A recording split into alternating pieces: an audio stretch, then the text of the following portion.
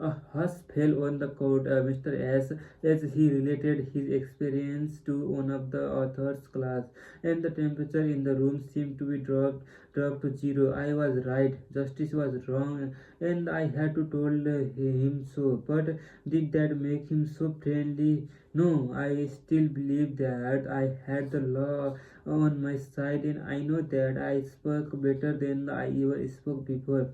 But I didn't pursue. I made an enormous blunder of telling very learned and famous man that he was wrong. Wrong.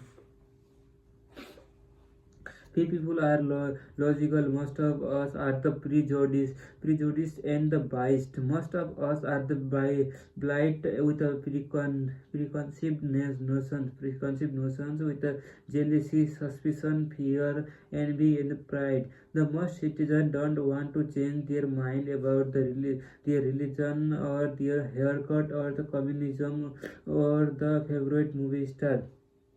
So, if you are inclined to tell people they are wrong, please read the following paragraph even morning before the basket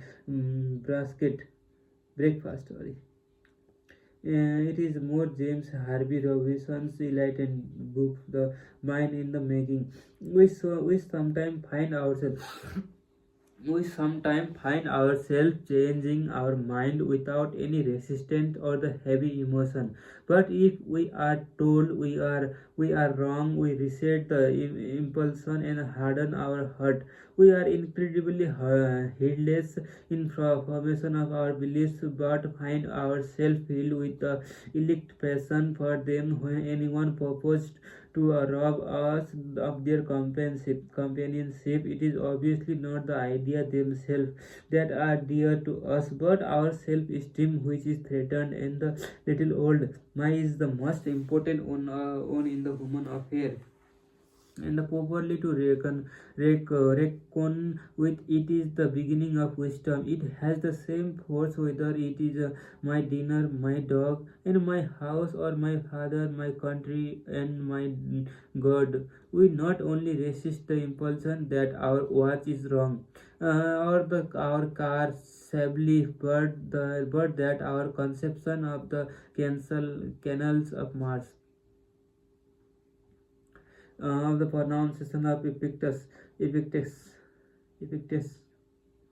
Epictetus, of the medical value of salicin, or the date of the sargon, I is subjected to revision. I we like to continue to believe what we have been echo, accustomed,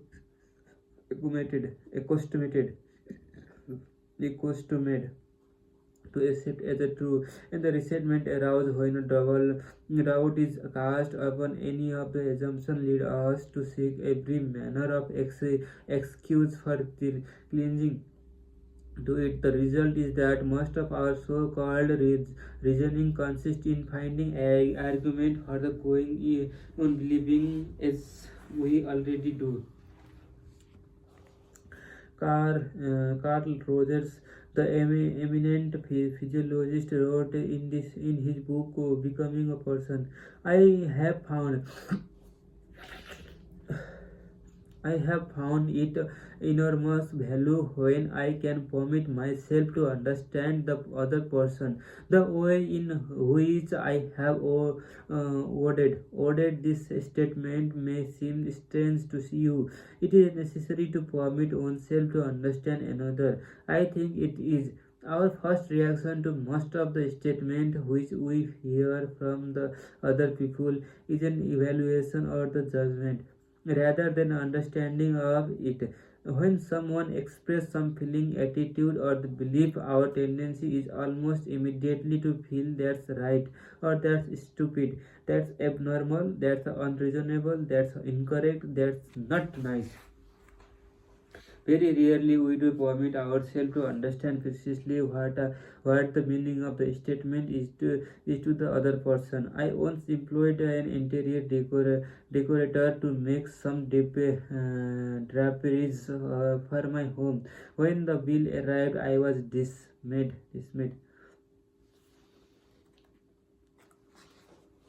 A few days later, a friend dropped in and looked at the debris. The price was mentioned, and she exclaimed with a note of triumph, "What? That's awful! I am afraid he put on over on you." True as true as she had told the truth, but few people like to listen to truth, and that reflected on the judgment. So, being human, I tried to defend myself. I pointed out that the best is eventually the cheapest, that one can't expect to get quality and artistic taste at the bargain basement price, and so on and on. So on and on.